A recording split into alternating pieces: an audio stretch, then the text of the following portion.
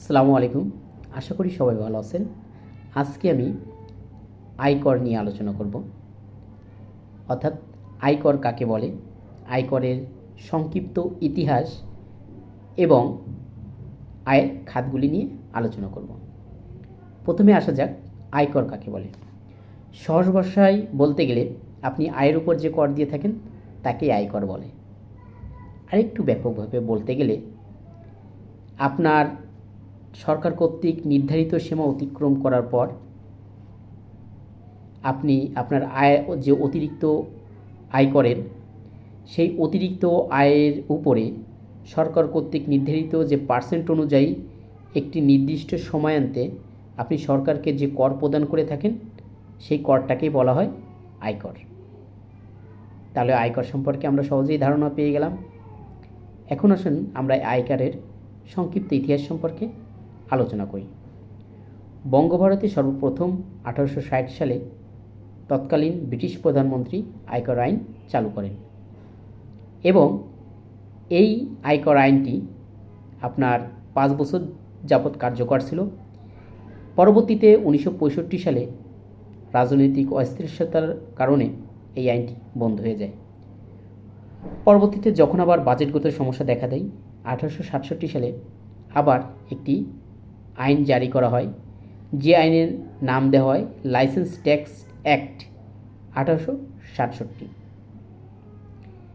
এবং 1868 সালে পরবর্তীতে এই নাম পরিবর্তন করে লাইসেন্স সার্টিফিকেট অ্যাক্ট নামে 1868 সালে একটি নতুন আইন জারি করা হয় এবং এই আইনে আপনার করকে হ্রাস করা হয়, করমুক্ত সীমা ঘোষণা করা হয় এবং কৃষিকে আয়ের খাততে বাদ দেওয়া হয়। কৃষি আয়কে আয়ের খাততে বহির্ভূত আয় হিসেবে ব্যক্ত করা হয়, সহজ ভাষায় বলতে গেলে। এরপর 1869 সালে আবার নতুন একটি আইন জারি করা হয়, যা আয়কর আইন নামে পরিচিত এবং কৃষিকে আবার আয়ের মধ্যে অন্তর্ভুক্ত করা হয় এবং এরপরে নানা পরিবর্তনের ফলে নানা সময় আবার আইন পরিবর্তন করে আবার নতুন করে কোনো আইন আসে। সর্বশেষ যে আইনটি প্রণয়ন করা হয়েছে তা হচ্ছে 1922 সালে, যে আইনটি ভারত পাকিস্তান বিভক্ত হওয়ার পরেও আইনটি কার্যকর ছিল।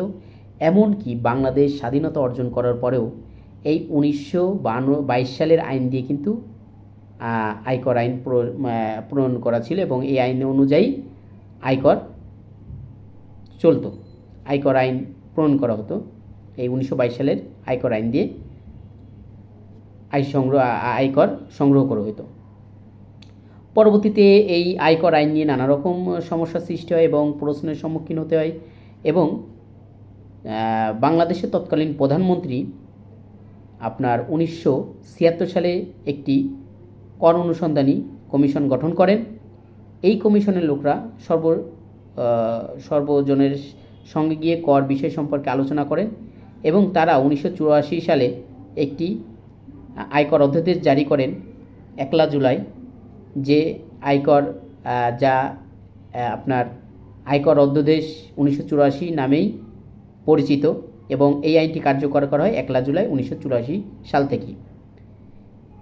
সর্বশেষ যে আমাদের দেশে যে আয়কর আইনটি প্রণয়ন হয়েছে তা হচ্ছে আপনার 22 জুন 2023 সালে। 22 জুন 2023 সালে আবার একটি আয়কর আইন প্রণয়ন করা হয়, যে আয়কর আইনে আপনার 25টি অংশ রয়েছে, 345টি ধারা রয়েছে এবং আপনার 8টি তফসিল রয়েছে। তাহলে আমরা আয়কর আইনের সংক্ষিপ্ত ইতিহাস সম্পর্কে জানলাম। এখন আমরা জানব যে আয়ের খাতগুলো কি কি। আয়কর আইনের 2023 সালের আয়কর আইনের আয়ের ধারা 30-এ 7টি খাত নির্ধারণ করেছেন।